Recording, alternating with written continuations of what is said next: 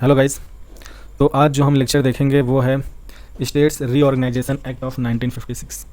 Okay, ये lecture थोड़ा lengthy होगा बिकॉज इस एक्ट के जो इम्प्लीकेशंस थे वो काफ़ी ज़्यादा हैं, उनको कवर करने में तकरीबन 40 to 50 मिनट्स लग सकते हैं।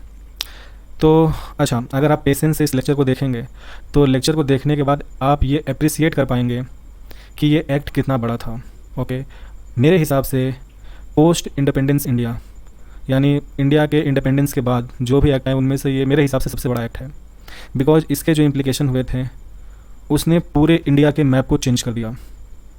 मेरे कहने का मतलब है कि इंडिया का मैप जो 1956 से पहले था, ओके, जो इंडिया में 1956 से पहले स्टेट्स थे और जो उनकी टेरिटरीज थी वो इस एक्ट की वजह से ड्रास्टिकली चेंज हो गई। सो एक जो पुरानी स्टेट्स को बाइफरकेट करके और उनके अलग अलग एरियाज़ का मर्जर करके नई स्टेट्स बनाए गए and these new states have been formed on the basis of language. इसीलिए हम कहते हैं इस एक्ट ने स्टेट्स की टेरिटरीज़ को चेंज किया, यानी एग्जिस्टिंग स्टेट्स के अलग अलग एरियाज़ को बाइफरकेट करके मर्ज किया गया। सेम लैंग्वेज स्पीकिंग जो एरियाज़ थे उनको मर्ज करके नई स्टेट्स बनाए गए। So because of this act new states have been formed on the linguistic और on the basis of language. So मैं एग्जांपल्स बनाता हूँ। जो तेलुगु स्पीकिंग एरियाज़ थे उनको कंबाइन करके बनाया गया आंध्र प्रदेश। जो तमिल स्पीकिंग एरियाज़ थे उनको कंबाइन करके तमिलनाडु बनाया गया। जो मलयालम स्पीकिंग एरियाज़ थे उनको कंबाइन करके केरला बनाया गया। ओके, जो मराठी स्पीकिंग एरियाज़ थे वो बेसिकली बॉम्बे स्टेट का फॉर्म लिया। बाद में बॉम्बे स्टेट को फर्दर बाइफरकेट कर दिया गया महाराष्ट्र और गुजरात में, बिकॉज मराठी स्पीकिंग एरिया जो थे majority of them they combine to form Maharashtra, और जो मेजर गुजराती स्पीकिंग एरियाज़ थे उनको कंबाइन करके गुजरात बना दिया गया। सो ये तो एग्जांपल था। आगे बढ़ते हैं। ये जो एक्ट है ये अपने एग्जिस्टेंस में आया था on the because of the report which is submit by state reorganisation commission which was set up in 1953। Okay, और स्टेट रीऑर्गेनाइजेशन कमीशन ने अपनी रिपोर्ट सबमिट की और उस रिपोर्ट के आधार पर बिल बना, स्टेट रीऑर्गेनाइजेशन बिल, जो कि पार्लियामेंट से 31 अगस्त 1956 को पास होकर एक्ट बना and it came into effect और फोर्स फ्रॉम 1 नवंबर 1956। अब बात कर लेते हैं सिनेरियो ऑफ ब्रिटिश इंडिया, यानी कि जब इंडिया जस्ट इंडिपेंडेंस पाया था। ओके, जब इंडिया का इंडिपेंडेंस अनाउंस हुआ या जब भारत को आज़ादी मिली उस वक्त जो ब्रिटिश इंडिया थी, ओके, उसके दो हिस्से थे।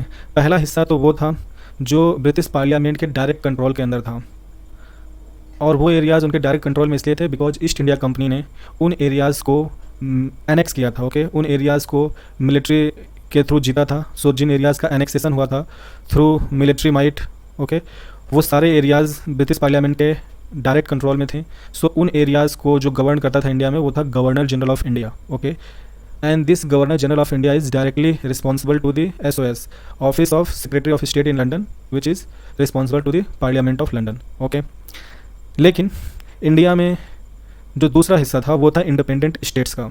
तो at the time of independence around 565 princely states were there. Okay, और ये इंडिपेंडेंट थे, ये ब्रिटिश क्राउन के अंदर आते थे और इन्होंने ब्रिटिश क्राउन की सुप्रीमेसी को एक्सेप्ट किया। Okay, they come under the British paramountship. Okay, because of signing of the treaty subsidiary alliance. Okay, तो वो सारे तो प्रिंसली स्टेट ने सब्सिडियरी अलायंस को साइन करके they accepted the paramountship of British crown, और गवर्नर जनरल ऑफ इंडिया जब इन प्रिंसली स्टेट से डील करता था तो he was called as viceroy, यानी गवर्नर जनरल ऑफ इंडिया और वाइस रॉय एक ही व्यक्ति था। वो व्यक्ति जब अगर ब्रिटिश इंडिया के उन हिस्सों को जिसको ईस्ट इंडिया कंपनी ने एनेक्स किया था अगर उन एरियाज़ को गवर्न या रूल करता तो he is treated as governor general of India, and when the same person talk और engage with the affairs of princely state he is known as vice Roy.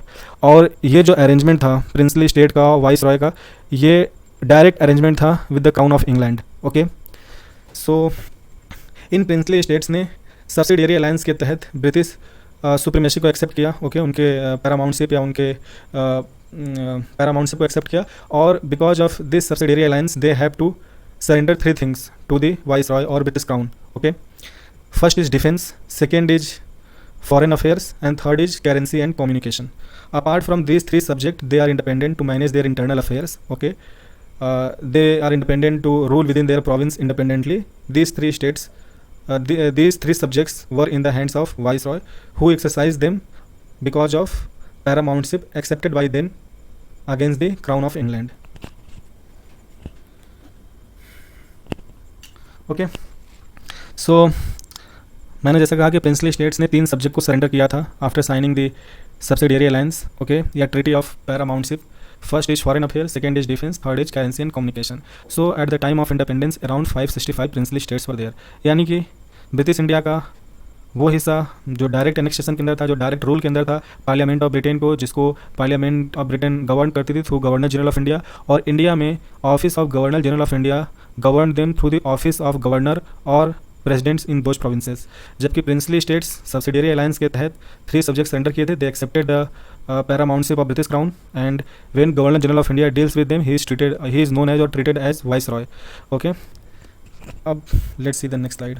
Okay, तो okay, तो जब India आज़ाद हुआ, so at the time of independence India में जो British India था, या आप कह लीजिए India, not present day India, okay, so British India would be the correct term. So British India के 17 प्रोविंस थे. ओके, पहला प्रोविंस था अजमेर, मेरवाड़ और केकरी रीजन, ठीक है. दूसरा प्रोविंस था आसाम, तीसरा Balochistan, fourth is Bengal, fifth is Bihar province, sixth is Bombay province, seventh is central provinces and Berar, okay, eight is Coorg, ninth is Delhi, tenth is Madras, 11th is north west frontier, 12th is Orissa province, 13 is Punjab province, 14th is Sindh province and 15th is united province, और 16th is Panth Piploda, okay, 17th is Andaman and Nicobar islands.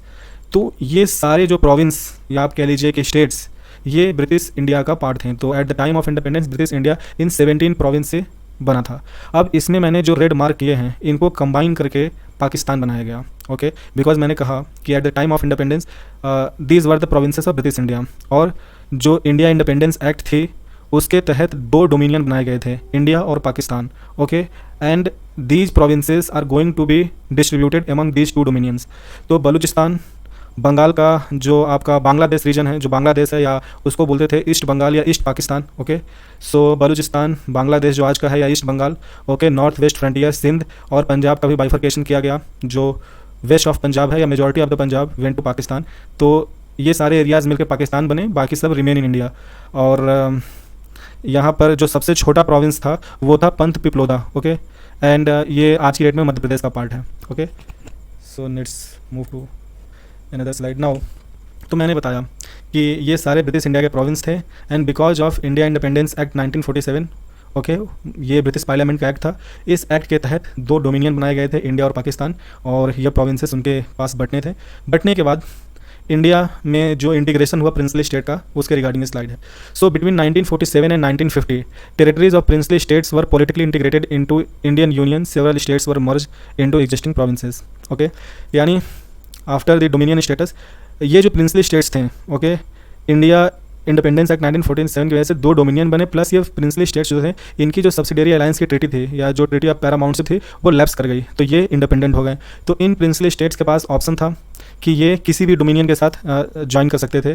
They become the part of India, they can choose to be part of Pakistan, and if they don't want to choose any of the party they can remain independent. Okay, तो ये choice इनको given थी. So most of the princely states get merge with India between 1947 to 1950. Okay, और ये जो merger था princely state का, ये हुआ था ट्रीटी ऑफ एक्सेशन. ओके, या आप उसको कह लीजिए इंस्ट्रूमेंट ऑफ एक्सेशन के तहत. ओके, अब आगे बढ़ते हैं. Others were organised into unions like Rajputana, Himachal Pradesh, Madhya Bharat, Vindhya Pradesh, made up of multiple princely states. ठीक है, मैंने कहा कुछ प्रिंसली स्टेट्स तो एग्जिस्टिंग जो हमें प्रोविंस मिले थे, मतलब जो ब्रिटिश इंडिया के प्रोविंस इंडिया ने इनहेरिट किए थे, जो इंडिया के हिस्से में आए थे, उनमें मर्ज हो गए वो बिकॉज ऑफ ट्रीटी ऑफ या इंस्ट्रूमेंट ऑफ एक्सेशन की वजह से. पर कुछ जो प्रिंसली स्टेट्स थे उन्होंने अपना एक यूनियन, अपना खुद का यूनियन, या आप कह लीजिए अपना खुद का एक स्टेट फॉर्म कर लिया, या एक रीजन, स्टेट, यूनियन, जो भी आप कह लीजिए, फॉर्म कर लिया, and they integrated to India, but with in India they have their own region, like उनका अपना एक यूनियन था. फॉर एग्जाम्पल राजपुताना को बोलते हैं लैंड ऑफ राजपूत. तो बेसिकली ये राजस्थान, अरावली, वेस्ट ऑफ अरावली, जो अरावली रेंज है उसके वेस्ट में इनका जो था वो गढ़ था. ओके, तो जो राजपूत किंगडम से उन्होंने अपना राजपुताना स्टेट बना लिया. ठीक है, हिमाचल प्रदेश, ये भी हिमाचल, जो आज का आपका हिमाचल प्रदेश है, वहाँ पे जो भी प्रिंसली स्टेट्स थे उन्होंने आपस में कंबाइन करके अपना हिमाचल प्रदेश बना लिया. उसी तरह से जो सेंट्रल इंडिया के प्रिंसली स्टेट्स थे उन्होंने मध्य भारत फॉर्म कर लिया. और जो विंध्या रेंज के आसपास, मध्य भारत में एक्चुअली ये Malwa region, okay, Scindia and other were the princely states who formed Madhya Bharat.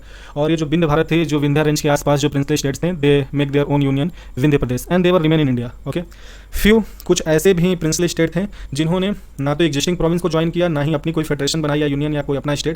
उन्होंने सिंपली इंडिया के अंदर they joined India, okay, they become the part of India but having their own territory, उनकी जो टेरिटरी थी वही रही, लाइक मैसूर, हैदराबाद, भोपाल, बिलासपुर, ओके। और जो चूँकि इंडिया ने अपने कॉन्स्टिट्यूशन की फॉर्मेशन स्टार्ट की 1946 से, ओके।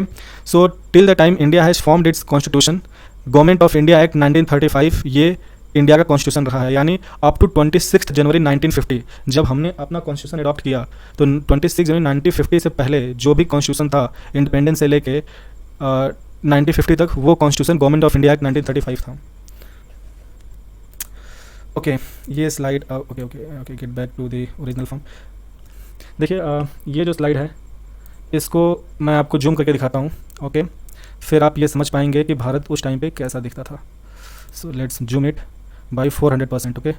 अब देखिए मैं आपको दिखाता हूँ, ये 1956 से पहले की भारत है, ओके। जो अभी तक मैंने बताया था ना कि जो हमने ब्रिटिश इंडिया के जो प्रोविंस इनहेरिट किए थे, ओके, 1947 के बाद, और जो प्रिंसली स्टेट एग्जिस्टिंग प्रोविंस में कंबाइन हुए, कुछ ने अपना यूनियन बनाया, कुछ इंडिपेंडेंट रहे। इंडिपेंडेंट मतलब जो उनका किंगडम था वही स्टेट का फॉर्म बन गया, पर दे बिकम द पार्ट ऑफ और द यूनियन ऑफ इंडिया। तो सभी यूनियन ऑफ इंडिया के अंदर ही थे, पर टेरिटरीज वर डिफरेंट। मैं आपको दिखाता हूँ, देखिए ये तो जम्मू एंड कश्मीर है, ये तो it was not change, okay. अब आप देखिए ये हिमाचल प्रदेश, हिमाचल प्रदेश का कुछ हिस्सा यहाँ पे है, हिमाचल प्रदेश का कुछ हिस्सा यहाँ पे है, और ये PEPSU Patiala east Punjab union, okay. और आप ये देखिए पंजाब है, ओके। ये जो येलो है ये पूरा येलो पार्ट पंजाब है, उसके बीच में ये पेप्सू रीजन है, और ये हिमाचल प्रदेश है। अब आइए देखिए ये छोटा सा दिल्ली है, यहाँ पर आइए ये बड़ा सा राजस्थान है, उसके बीच में ये छोटा सा अजमेर है। अब आप आइए यहाँ पे जो टेरिटरी है या स्टेट है वो कच्छ है। ये जो टेरिटरी है जो बाद में गुजरात का पार्ट बन जाएगा, लेकिन गुजरात से पहले ये बॉम्बे स्टेट का पार्ट था, स्वराष्ट्र, ठीक है, ये स्वराष्ट्र है, ओके। आप यहाँ पे देखिए ये दमन एंड दीव है। अभी चूँकि पुर्तगीज़ ने गोवा को independence, so Daman and Diu, Goa, these were the territory of Portuguese, और इनको इंडिपेंडेंस मिली थी 1961 में, और ये मैप हम 1956 से पहले का देख रहे हैं। तो ये दमन एंड दीव भारत के अंदर थे, पर they were under the control of Portuguese, they were not the part of India till.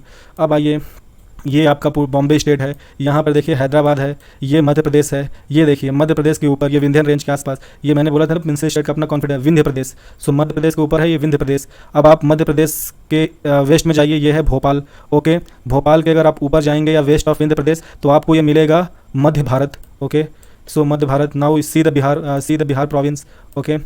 This is the Bihar region, this is Bengal. देखिए नॉर्थ ईस्ट का सीन देखिए, whole of the north east, okay. पूरा का पूरा जो नॉर्थ ईस्ट है ये सिर्फ 3 स्टेट से या टेरिटरी से बना हुआ है, Assam, Manipur, Tripura, okay. Because Manipur Tripura they were the princely state, okay. तो इन्होंने अपनी टेरिटरी को ऐसे ही रखा, okay, and they join the union of India, और बाकी पूरा नॉर्थ ईस्ट आसाम रहा। अब आते हैं साउथ की तरफ, देखते हैं, okay, wait a second, come here, okay. अब अगर आप साउथ में आइए तो साउथ में हम क्या देखेंगे कि हैदराबाद के नीचे आप ये देखिए, ये जो बड़ा सा प्रोविंस है ये मैसूर किंगडम है या मैसूर प्रोविंस है, not kingdom, it become the part of India union. तो ये मैसूर की टेरिटरी है। मैसूर के नीचे ये छोटा सा हिस्सा कुर्ग है, और आप ये देखिए ट्रेवनकोर और कोचीन, ये जो बाद में इसका मोस्ट ऑफ द पार्ट जो है या ट्रेवनकोर कोचीन, इनको कंबाइन करके केरला का फॉर्मेशन होगा। बाकी ये मद्रास प्रोविंस है, इसके बाइफर्केशन से आंध्र प्रदेश और तमिलनाडु बनेंगे। और आप देखिए यहाँ पे पौंडीचेरी, कराईकाल, ओके। पौंडीचेरी, कराईकाल अभी भी फ्रेंच कंट्रोल में थे, इनको भी इंडिपेंडेंस नहीं मिली थी, ये फ्रेंच टेरिटरी थे विद इन इंडिया, ओके। आप यहाँ पे जाइए तो यहाँ पर जो मद्रास प्रोविंस है, यहाँ पे यनम, ये भी एक फ्रेंच टेरिटरी है, ओके। फिर अगर आप बंगाल में जाएंगे तो यहाँ पर हुगली नदी के पास में चंद्रनगर, ये भी फ्रेंच टेरिटरी थी। सो ये था आपका भारत, ओके, 1956 से पहले, ओके। आप देख सकते हैं क्या टेरिटरीज हैं, कच्छ है, सौराष्ट्र है, अजमेर है, मध्य भारत है, विंध्य प्रदेश है, ओके, मध्य प्रदेश, मैसूर, ओके, कुर्ग, ट्रेवनकोर, कोचीन। तो ये इस तरह का भारत दिखता था। और आज जो आप भारत देखते हैं आपको कुछ स्टेट्स के नाम सिमिलर मिलेंगे, पर बाकी सारे स्टेट्स बदल गए, ओके, उनके नए नाम पड़े। आप यहाँ देखिए कर्नाटका को कहीं दिखेगा नहीं, बिकॉज लेटर ऑन इस मैसूर को ही रीनेम किया गया था कर्नाटका। तो कहने का मेरा मतलब है कि ये भारत का जो पूरा मैप है ये चेंज हो जाएगा, ओके। लेटर ऑन ये पूरा चेंज होगा, यानी अभी तक ये जो टेरिटरीज आप देख रहे हैं इनका बाइफर्केशन होगा, और इनको तोड़ तोड़ के लैंग्वेज के आधार पर नए स्टेट्स बनाए जाएंगे। तो आगे बढ़ते हैं, अब देखते हैं इंडिया फ्रॉम 1950 टू 1956, ओके। सो 1950 जब हमने अपना संविधान एडॉप्ट कर लिया, और 1956 तक जब ये reorganisation of states, okay, states reorganisation act के इफेक्ट में आने से पहले की सीन देखिए। So the new constitution has been adopted on 26th January 1950, which made India a sovereign democratic republic. Okay, the new republic also declared to be union of state, Article 1. अब मैं इसका मतलब बताता हूँ. देखिए, जब हमारा कॉन्स्टिट्यूशन ऑफ इंडिया 26 जनवरी 1950 को इन्फोर्स हुआ, यानी इफेक्ट में आ गया, यानी लागू हो गया, उस वक्त हमारे संविधान में दो इंपॉर्टेंट आर्टिकल इमीडिएट मैं उनकी इंपॉर्टेंस बता रहा हूँ. एक तो आर्टिकल 1 और एक आर्टिकल 395. पहले आर्टिकल 395 की बात कर लेते हैं. आर्टिकल 395 में यह लिखा गया कि government of India act 1935 and India independence act 1947 they will be repealed. Okay, उनको रिपील कर दिया गया. They shall be repealed. Okay, and they will no longer be will be in existence. यानी गवर्नमेंट ऑफ इंडिया एक्ट 1935 और India independence act 1947 इनका कोई अस्तित्व नहीं है. तो जैसे ही हमने रिपील किया, India become a sovereign democratic Republic. और हमारा आर्टिकल 1 जो था वो था कि India shall be a union of state. Okay, यानी कि जो भी भारत में शामिल हो गए हैं, दे कैन नॉट या they shall not cede away from India. मतलब India shall be a union of state का मतलब है कि इंडिया का कोई भी स्टेट इंडिया से अलग नहीं हो सकता. ओके, अगर अलग होने का प्रयास करेगा तो फिर वहाँ मिलिट्री जाएगी and military will manage the scenario, but no territory can cede away itself from India. Okay, अब बात कर लेते हैं कि जब हमने अपना कॉन्स्टिट्यूशन अडॉप्ट कर लिया तो हमने 3 तरह के स्टेट्स बनाए. ओके, तो एक था पार्ट ए स्टेट. ओके, जो ए मतलब हमने 3 तरह के स्टेट्स की लिस्ट बनाई. जो लिस्ट ए में जो स्टेट्स आते थे, ओके, और कुछ स्टेट जो थे वो लिस्ट बी में आते थे, कुछ स्टेट लिस्ट सी में आते थे और कुछ स्टेट लिस्ट डी में थे. ओके, तो जो स्टेट्स पार्ट ए अब लिस्ट ए में आते थे वो स्टेट थे जो ब्रिटिश इंडिया के ऐसे स्टेट थे जहाँ पे गवर्नर रूल्स था. ओके, लाइक आसाम, बिहार, बॉम्बे, मध्य प्रदेश, जो कि ब्रिटिश टाइम पे central province and Berar territory. Okay, मैंने बोला था ना पंत, पिपलोदा और सेंट्रल प्रोविंस एंड बेरार, इनको आपस में मिला के मध्य प्रदेश बनाया गया था. सो ब्रिटिश इंडिया के टाइम पे मध्य प्रदेश का नाम जो था वो सेंट्रल प्रोविंस एंड बेरार था. मद्रास हो गया, उड़ीसा हो गया, पंजाब, ओके, उत्तर प्रदेश जो उस समय यूनाइटेड प्रोविंस था, और वेस्ट बंगाल, ओके, उस समय बंगाल प्रोविंस था. ओके, 1905 में पार्टीशन हुआ तो जो वेस्ट बंगाल था, okay, that was the part of India, मतलब आफ्टर इंडिपेंडेंस. तो ये जो एरियाज थे जहाँ पे ब्रिटिश टाइम पे भी गवर्नर रूल्स था, ये सारे स्टेट डाले गए लिस्ट ए में या पार्ट ए स्टेट में. यहाँ पर जो गवर्नर होता था वो उसे प्रेसिडेंट अपॉइंट करते थे. इन सारे स्टेट में स्टेट लेजिस्लेचर यानी एक elected state assembly, okay, and जो वहाँ पे हेड होगा, ओके, कॉन्स्टिट्यूशनल हेड होगा उन स्टेट्स में, वो गवर्नर होगा. फंक्शनल हेड ऑफ कोर्स उस इलेक्टेड असेंबली से जो चीफ मिनिस्टर होंगे, he will be the functional head of these states और प्रोविंस. बट इन स्टेट्स में प्रेसिडेंट साहब गवर्नर को अपॉइंट करेंगे जो यहाँ पे कॉन्स्टिट्यूशनल हेड होगा. अब बात कर लेते हैं पार्ट बी में स्टेट्स. अब मैंने आपको बताया था कि बहुत सारे ऐसे प्रिंसली स्टेट्स थे जिन्होंने अपनी कॉन्फेडरेशन बना ली, ओके, अपना यूनियन बना लिया, और कुछ अपनी टेरिटरी को इंडिया में इंटीग्रेट तो किया, पर उन्होंने अपनी टेरिटरी को मतलब चेंज नहीं किया, एज इट इज़ रखा. ठीक है, और वहाँ पे प्रेसिडेंट साहब जो अपॉइंट करते थे कॉन्स्टिट्यूशनल हेड, वो राज प्रमुख होता था, पर इन जगहों पे भी इलेक्टेड असेंबली होती थी. For example Hyderabad, Jammu and Kashmir, Madhya Bharat, Mysore, Patiala and east Punjab state. Okay, Patiala and east Punjab state union, इसी को मैं पेप्सू कह रहा था, राजस्थान, स्वराष्ट्र, ट्रेवेनकोर, कोचीन. तो ये वो इलाके थे, ओके, जहाँ पे कॉन्स्टिट्यूशनल हेड राज प्रमुख होता था जिसे प्रेसिडेंट साहब अपॉइंट करते थे, पर यहाँ भी स्टेट असेंबली होती थी यानी इलेक्टेड लेजिस्लेचर होता था. अब बात कर लेते हैं पार्ट सी.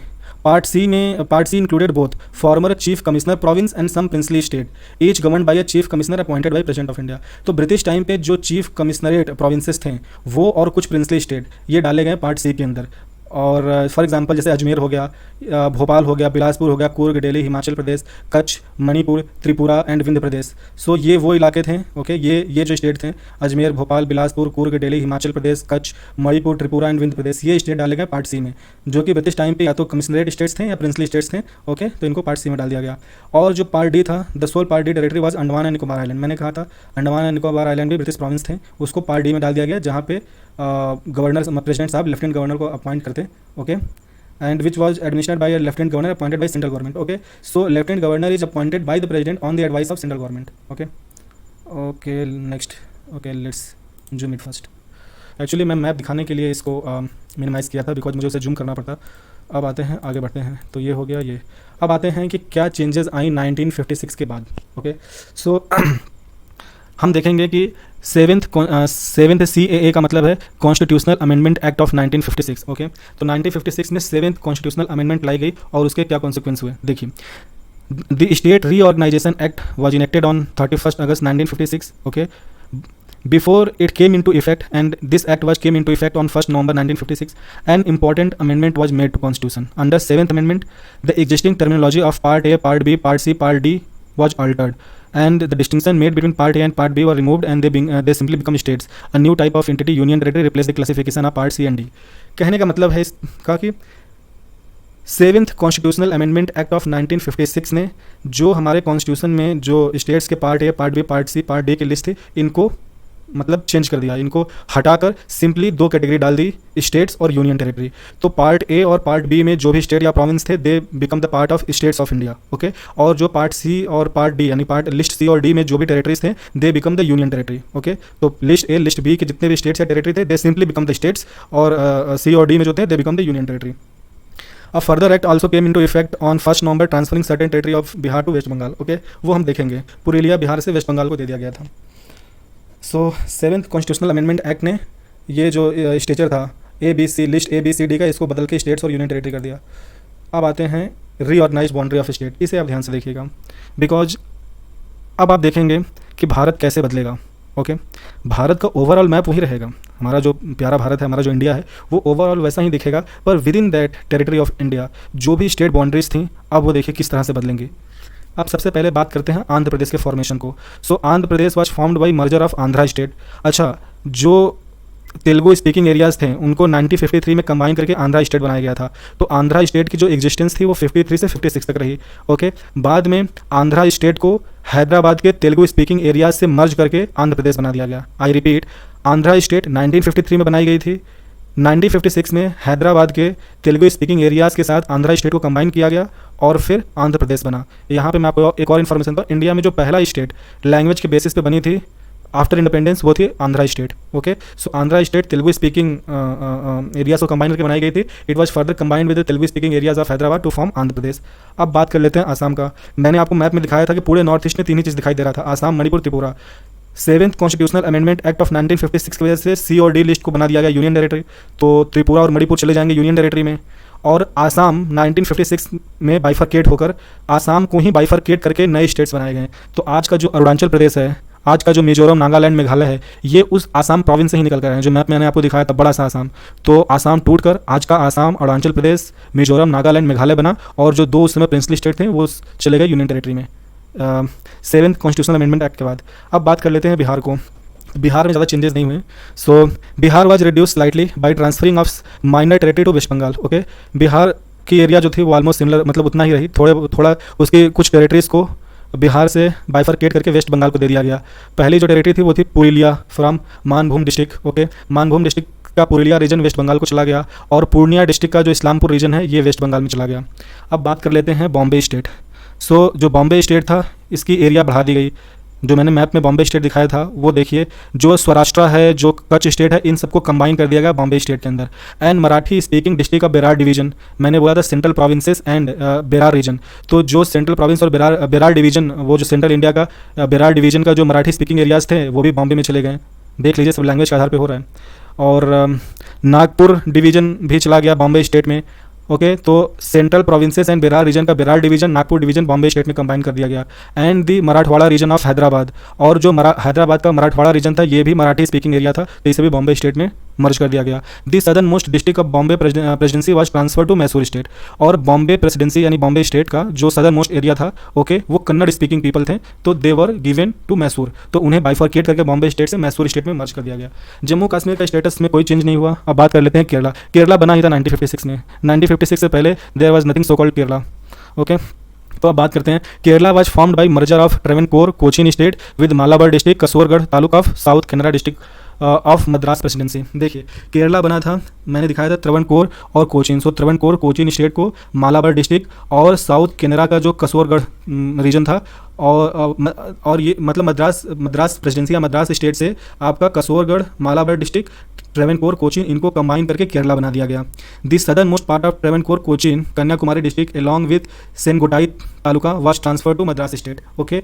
तो जो ट्रेवनकोर, कोचीन का सदर्न मोस्ट पार्ट था, ओके, और जो कन्याकुमारी डिस्ट्रिक्ट था, जो कि आता था आपका सेनगोटाई तालुका में, वो सब ट्रांसफर कर दिया गया मद्रास स्टेट को। Laccadive Minicoy islands were separated from Malabar region. और जो मालाबार रीजन था, ओके, मैंने कहा कि मालाबार रीजन को मर्ज कर दिया गया ट्रेवेनकोर कोचीन के साथ, और कसोल करके मर्ज करके केरला बनाया गया। लेकिन मालाबार रीजन का जो आपके आइलैंड वाले पार्ट थे लाइक लकादीव, मिनिकॉय, इनको मालाबार रीजन से सेपरेट करके एक यूनियन टेरिटरी बना दी गई जिसका नाम रखा गया लकादीव, अमनीदीव एंड मिनिकॉय। ओके, बाद में ये लकादीव, अमीनदीव और मिनिकॉय या इन्हीं को इसी ग्रुप को लक्षद्वीप आइलैंड ग्रुप कहते हैं। They were later named as Lakshadweep. और मैंने बताया था गोवा और दमन एंड दीव ये अभी भी पुर्तगीज़ के कंट्रोल में है, बिकॉज इनको इंडिपेंडेंस मिलेगी 1961 में। तो जब 1961 में इंडिपेंडेंस मिलेगी उसके बाद दमन एंड दीव को मर्ज कर दिया जाएगा दादरा नगर हवेली में, जो बाद में यूनियन टेरिटरी बनेगी, और गोवा तो आप जानते हैं। सो बात कर लेते हैं अब बाकी स्टेट्स की बात कर लेते हैं। ओके, मध्य प्रदेश कैसे बना? तो जो मध्य भारत रीजन था, ओके, मध्य भारत रीजन यानी प्रिंसली स्टेट्स का जो अपना कॉन्फेडरेशन था, so Madhya Bharat, Vindhya Pradesh, Bhopal state, they were combined to form Madhya Pradesh and Marathi speaking district of Nagpur division. और इस मध्य प्रदेश से या फिर central provinces and Berar region जो कि बाद में मध्य प्रदेश बना, उसमें मर्ज किया गया मध्य भारत और विंध्य प्रदेश और भोपाल स्टेट। और इसका जो नागपुर डिवीजन था ये मराठी स्पीकिंग था, तो उसको बॉम्बे स्टेट को ट्रांसफर, जो कि मैंने बता दिया आपको। अब बात कर लेते हैं मद्रास स्टेट की। तो मद्रास स्टेट किनके कॉम्बिनेशन से बना है? Malabar district was transfer to new state of Kerala. Okay, जो मालाबार डिस्ट्रिक्ट था वो तो ट्रेवेनकोर, कोचीन और कसोड़गढ़ के साथ मिलके तो केरला बना लिया। तो मालाबार डिस्ट्रिक्ट पहले मद्रास स्टेट में था जो कि केरला में चला गया। And new union territory Laccadive, Minicoy and Amindivi islands were created. The southernmost part of Travancore, Cochin, Kanyakumari district along the Sengottai taluka was added to Madras state. Okay, अब मैसूर स्टेट की बात कर लेते हैं। मैसूर स्टेट जो कि लेटर ऑन मैसूर को ही रीनेम कर दिया गया कर्नाटका। ओके, तो मैसूर स्टेट को इनलार्ज किया गया, उसकी टेरिटरी बढ़ाई गई by addition of Coorg state and the Kannada speaking district from the Madras presidency and Bombay presidency and western part of Hyderabad state. So देखिए, जो बॉम्बे प्रेसिडेंसी का जो सदर्न पार्ट था वो कन्नड़ स्पीकिंग था, वो मैसूर में डाल दिया गया। और जो मद्रास प्रेसिडेंसी का वेस्टर्न पार्ट था जो कन्नड़ स्पीकिंग था वो भी मैसूर में मर्ज कर दिया गया। और हैदराबाद का जो वेस्टर्न हिस्सा था वो भी कन्नड़ स्पीकिंग एरियाज मैसूर में डाल दिया गया। और ये सब मिलाकर बना एक नया मैसूर स्टेट, यानी कि उसकी एरिया बढ़ गई। और 1973 में इसी को कर्नाटका रीनेम किया गया। उड़ीसा में कोई चेंज नहीं हुआ because of this act. Punjab का जो एरिया था वो इनलार्ज हुआ by addition of Patiala and east Punjab states union. तो जो पेप्सू था उसको पंजाब में ही मर्ज कर दिया गया। बाद में पंजाब बाइफरकेट होकर पंजाब और हरियाणा में बनेगा। अभी हरियाणा का भी कोई एग्जिस्टेंस नहीं है, वो बाद में आएगा। इस एक्ट से हरियाणा, मतलब इस टाइम पे हरियाणा नहीं बना, हालांकि हरियाणा बनेगा इसी एक्ट के तहत, पर लेटर ऑन बाद में बनेगा। Rajasthan was enlarge by addition of Ajmer state and parts of Bombay and Madhya Bharat state. तो कुछ बॉम्बे स्टेट का एरिया और कुछ मध्य भारत का एरिया जो वेस्टर्न ऑफ अरावली, जो अरावली के क्लोज या वेस्ट ऑफ अरावली जो एरियाज थे और अजमेर, इनको मिलाकर राजस्थान बनाया गया। Uttar Pradesh united province, no change. West Bengal भी वैसा ही रहा, बस उसमें कुछ एडिशन हुई जो बिहार से सब्ट्रैक्शन हुआ था, like Purulia from Manbhum and Islampur from Purnia district. तो इस्लामपुर और पुरुलिया बिहार से दे दिया गया वेस्ट बंगाल को। अब बात कर लेते हैं because of 7th constitutional amendment act और इस एक्ट की वजह से, स्टेट रीऑर्गेनाइजेशन एक्ट की वजह से, ये पार्ट सी और डी इनको मर्ज करके बनाए गए थे यूनियन टेरिटरी। तो 1956 में ये यूनियन टेरिटरी थे इंडिया में। Andaman and Nicobar island, Delhi, Manipur, Tripura, Himachal Pradesh, Laccadive, Minicoy and Amindivi island. अब देखिए, अंडमान एंड निकोबार आइलैंड अभी भी यूनियन टेरिटरी है, दिल्ली अभी भी यूनियन टेरिटरी है, मणिपुर, त्रिपुरा को बाद में स्टेटहुड मिल गया, ओके, विद स्पेशल स्टेटस। और ये जो हिमाचल प्रदेश है इसको भी स्टेटहुड मिल गया। और जो लकादीव, मिनिकॉय एंड अमनीदीव आइलैंड है, इनको रीनेम कर दिया गया जो लक्षद्वीप आइलैंड ग्रुप। अब बात कर लेते हैं क्रिएशन ऑफ न्यू स्टेट्स। तो आप अभी भी देखेंगे कि बहुत सारे स्टेट्स का नाम नहीं आ रहा है, like Jharkhand, like Chhattisgarh, like Telangana, like Uttarakhand. Okay, तो ये सारे स्टेट्स बाद में बनाए गए थे। सो पंजाब रीऑर्गेनाइजेशन एक्ट ऑफ 1966, तो 1966 में पंजाब रीऑर्गेनाइजेशन एक्ट लाया गया जिसके तहत पंजाब और हरियाणा बना। ओके, पंजाब को बाइफरकेट करके उससे हरियाणा बना। Bihar reorganisation act of 2000, so because of Bihar reorganisation act of 2000 Bihar से कट के झारखंड बना। Madhya Pradesh reorganisation act of 2000, because of this act Madhya Pradesh से कट के छत्तीसगढ़ बना। And Uttar Pradesh reorganisation act of 2000, इससे कट के उत्तराखंड बना। And then finally Andhra Pradesh reorganisation act of 2014, तो आंध्र प्रदेश से कट के तेलंगाना बना। और फाइनली 2019 में, I think in the August of 2019, Jammu and Kashmir का स्टेटहुड आर्टिकल 370 के एब्रोगेशन से 2 नए यूनियन टेरिटरी बन गया, यानी स्टेटहुड चला गया और स्पेशल स्टेटस भी चला गया। And it was bifurcated into 2 union territory. सो हालांकि ये जो नए स्टेट्स का क्रिएशन है या आर्टिकल 370 का एब्रोगेशन या Jammu Kashmir and Ladakh union territory, इसका जो फॉर्मेशन है, ये मैंने एडिशनल इन्फॉर्मेशन दी बिकॉज स्टेट रीऑर्गेनाइजेशन एक्ट 1956 की वजह से, जो भारत मैंने आपको समझाया कि कुछ मर्जर हुआ एग्जिस्टिंग स्टेट्स में, कुछ एग्जिस्टिंग स्टेट्स के लैंग्वेज के आधार पर हिस्से तोड़कर नए स्टेट्स बनाए गए, तो आपको उस पूरे चेंजेस के बाद या उस स्टेट रीऑर्गेनाइजेशन एक्ट ऑफ 1956 का जो रिजल्ट या जो आउटकम आया उसमें आपको कुछ स्टेट्स नहीं मिल रहे होंगे, लाइक छत्तीसगढ़, झारखंड, उत्तराखंड, तेलंगाना। इसलिए मैंने बताया कि ये जो नए स्टेट्स बने थे वो इन एक्ट के तहत बने थे और इन ईयर्स में बने थे। और जम्मू कश्मीर का भी मैंने एडिशनल इन्फॉर्मेशन दे दिया। So this is all about state reorganisation act of 1956। So I think this is the end. Thank you so much.